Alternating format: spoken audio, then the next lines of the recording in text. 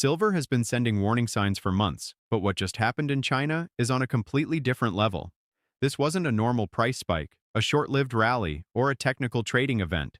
It was a powerful signal coming from the world's largest physical silver market, and it's something every silver investor needs to understand. If you've been holding silver and wondering why the paper price hasn't reflected what you've been seeing in the real world, today's discussion may answer that question. Something extraordinary unfolded on the Shanghai Gold Exchange. The premium Chinese buyers were willing to pay for physical silver didn't simply increase, it exploded. The difference between the international spot price and the actual price buyers paid inside China expanded so quickly that the exchange had no choice but to step in and slow trading. That isn't something exchanges do during ordinary market conditions. They only intervene when price movements become so aggressive that they threaten the normal operation of the market itself. Now, before we go any further, let me make one thing very clear. Here on Ag John Silver Update, we don't chase unrealistic predictions or promise impossible price targets. I'm not here to tell you silver is going to hundreds of dollars overnight. Instead, we're going to look carefully at what actually happened, why it happened, what it reveals about the physical silver market, and why many experienced investors believe this event has been building for a very long time. The most interesting part is that none of this appeared out of nowhere. If you've been following inventory trends, industrial demand, and physical supply over the past several months, the pieces have been falling into place one after another. The market simply reached a point where those pressures could no longer remain hidden. Let's begin with the facts. The Shanghai Gold Exchange isn't just another futures market where traders buy and sell contracts without ever touching real metal. It operates very differently from many Western exchanges. Physical delivery plays a central role there. When buyers purchase silver on the SGE, they're often purchasing actual deliverable metal, not simply paper exposure. That's a major distinction because physical demand tells a much clearer story than paper trading. During the latest trading sessions, the premium for physical silver in Shanghai surged to levels that shocked traders across the industry. Under normal market conditions, premiums remain relatively small. They may fluctuate slightly depending on shipping costs, local demand, imports, or temporary supply issues. Small premiums are perfectly normal. This wasn't normal. Instead of rising gradually, the premium accelerated at an incredible pace. Buyers kept bidding higher because they wanted real silver immediately, and available supply simply wasn't keeping up. The imbalance became so severe that trading limits were triggered, forcing the exchange to intervene in an effort to calm market conditions. Think about what that really means. Markets aren't halted because prices are moving in an orderly fashion. Exchanges step in when volatility becomes extreme, when liquidity begins disappearing, and when prices risk jumping dramatically from one trade to the next. Their job is to maintain stability, and when they activate emergency mechanisms, it's because the market is under genuine stress. Perhaps the biggest misconception surrounding this event is that it was caused by speculative traders chasing momentum. The available evidence points somewhere completely different. Import activity, warehouse withdrawals, and trading behavior all suggest that this move was driven primarily by buyers seeking actual physical silver. Industrial users, large institutions, manufacturers, and even private investors were aggressively competing for real metal rather than paper contracts. That's an important difference. When speculation drives prices, enthusiasm can disappear almost as quickly as it arrives. But when companies need physical silver for manufacturing, production, or long-term inventory, they don't have the luxury of simply walking away because prices rise. They still need the metal. When demand continues climbing while available supply struggles to respond, prices naturally move higher. And that's exactly what Shanghai appeared to be telling the world. But this raises an even more important question. Why did this happen now? Why was Shanghai the first place where these pressures became impossible to ignore?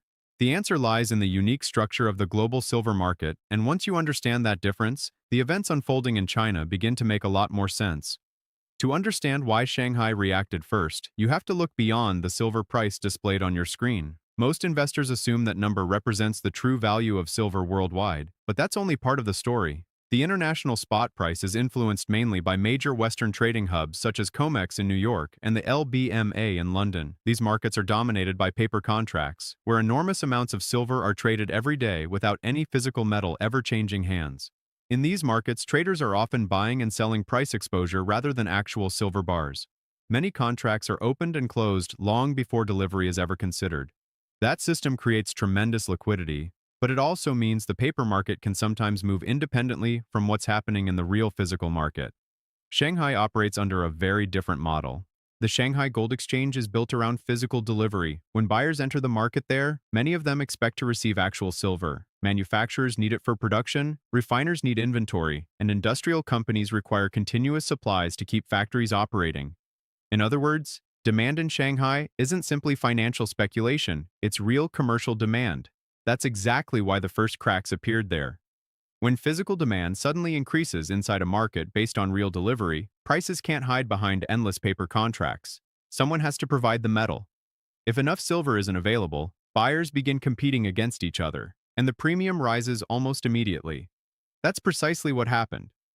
Chinese buyers weren't just purchasing contracts, they were competing for deliverable silver, and the available supply couldn't satisfy everyone at the international benchmark price. As demand intensified, the premium expanded rapidly because people were willing to pay whatever was necessary to secure the metal they actually needed. The next question is obvious. Why has demand become so aggressive right now? The answer isn't based on one single event. Instead, several powerful trends have been building at the same time, eventually creating the perfect conditions for this type of market disruption. The biggest factor is China's enormous industrial appetite for silver. China continues to dominate global manufacturing in sectors that consume massive quantities of silver. Solar panels, electric vehicles, advanced electronics, telecommunications equipment, batteries, and high-tech manufacturing all rely on silver because of its unmatched electrical conductivity and industrial performance. Among these industries, solar energy stands out. China continues installing new solar capacity at an extraordinary pace, far ahead of any other country. Every new generation of high-efficiency solar technology requires significant amounts of silver, and although manufacturers constantly work to reduce silver usage per panel, the sheer number of panels being produced continues pushing overall demand higher. That means millions upon millions of ounces are being consumed every year simply to support China's renewable energy expansion. But industrial demand is only one part of the picture.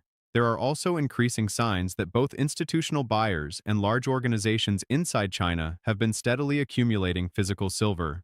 Similar patterns have already appeared in other strategic commodities such as copper, rare earth elements, gallium, and germanium. Countries around the world have become much more focused on securing essential raw materials before supply chains tighten further. Silver fits perfectly into that strategy. It isn't just an industrial metal. For thousands of years, it has also served as a monetary asset, a store of value, and a form of financial protection. Holding physical silver provides strategic advantages that extend well beyond manufacturing alone. Now combine that growing demand with what's happening on the supply side. Global silver production hasn't been expanding fast enough to match consumption. Mine output has remained relatively flat for years, while industrial demand has continued setting new records. Recycling has helped fill part of the gap, but it hasn't been enough to eliminate the ongoing deficit. Year after year, the world has consumed more silver than miners and recyclers have been able to replace. That difference doesn't disappear. Instead, it gets covered by drawing metal out of vaults, existing inventories, exchange reserves, and above-ground stockpiles. Those sources can support the market for only so long. As inventories slowly decline, the cushion becomes thinner, leaving the market far more sensitive whenever a major wave of buying suddenly appears. Shanghai may have just given us the clearest evidence yet that this cushion is becoming dangerously small, and once physical markets begin sending signals like this, the rest of the world eventually has to pay attention. The real story isn't simply that premiums rose. The real story is what those premiums are telling us. Think about it this way. There is the international silver spot price that most investors see every day, and then there is the actual price someone has to pay to acquire physical silver in China's largest precious metals market. Under normal conditions, the difference between those two prices is relatively small. Shipping costs, local taxes, import expenses, and temporary supply changes may create a slight premium, but nothing dramatic.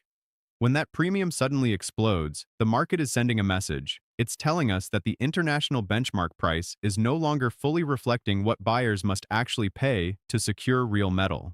The paper market may be saying silver is worth one price, while the physical market is saying, if you actually want silver today, you'll need to pay considerably more.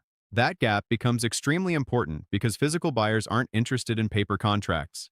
Manufacturers building solar panels, electronics, electric vehicles, medical equipment, and advanced technologies need actual silver delivered to their facilities. If they can't obtain enough supply at the quoted international price, they continue bidding higher until someone is willing to sell. That's exactly how shortages begin revealing themselves.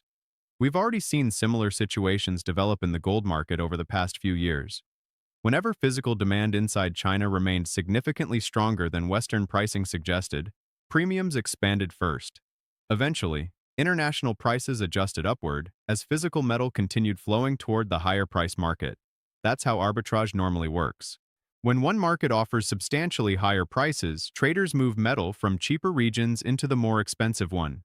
But when premiums remain unusually large for an extended period, it often signals that available supply simply isn't sufficient to close the gap quickly. The imbalance becomes too large for normal market forces to correct overnight. That appears to be exactly what Shanghai is signaling today. The trading suspension itself deserves attention as well. Every major exchange uses circuit breakers designed to pause trading whenever prices move too quickly. These mechanisms aren't unique to China. Stock exchanges, futures exchanges, and commodity markets around the world use them to reduce panic, restore liquidity, and give participants time to reassess rapidly changing conditions. But silver is different from an individual stock. Silver trades globally around the clock across multiple financial centers. For a major physical exchange like Shanghai to activate emergency trading controls, the move has to be exceptionally powerful compared with normal commodity price fluctuations. That doesn't necessarily mean the exchange itself is broken. Instead, it suggests the normal flow of physical silver into China couldn't keep pace with demand. Either imports weren't arriving fast enough, inventories were being absorbed faster than expected, or buyers simply overwhelmed available supplies. Regardless of which explanation proves most accurate, they all point toward the same conclusion. Physical silver appears much tighter than the international paper market currently suggests, and that's where the bigger picture becomes impossible to ignore. For several consecutive years, the global silver market has operated with a structural supply deficit. Mine production has struggled to grow. Recycling hasn't fully closed the gap, while industrial demand has continued breaking records. Every year, the market consumes more silver than new production provides, forcing inventories to make up the difference. Those inventories aren't unlimited. Imagine draining water from a reservoir year after year while adding back less than you're removing. At first, nothing seems unusual. Water levels slowly decline without attracting much attention. But eventually, the reservoir reaches a critical point where even a small increase in demand creates major problems. The silver market may now be approaching that stage. Years of inventory drawdowns have reduced the cushion that once absorbed demand shocks. So when China's physical buying suddenly accelerated, there simply wasn't enough readily available silver to keep premiums stable. This doesn't automatically guarantee dramatically higher prices tomorrow, next week, or next month. Markets rarely move in straight lines, and unexpected events can always change the outlook. But what Shanghai has shown the world is that physical demand is becoming increasingly difficult to ignore. Here, on AgJohn Silver Update, that's exactly why we focus on physical market data instead of sensational headlines. Premiums, inventory levels, industrial demand, warehouse withdrawals, and delivery trends often tell a much deeper story than daily price charts alone. The paper market may still dominate headlines, but sooner or later, physical reality has a way of demanding attention. And if recent events in Shanghai are any indication, that conversation may only be getting started.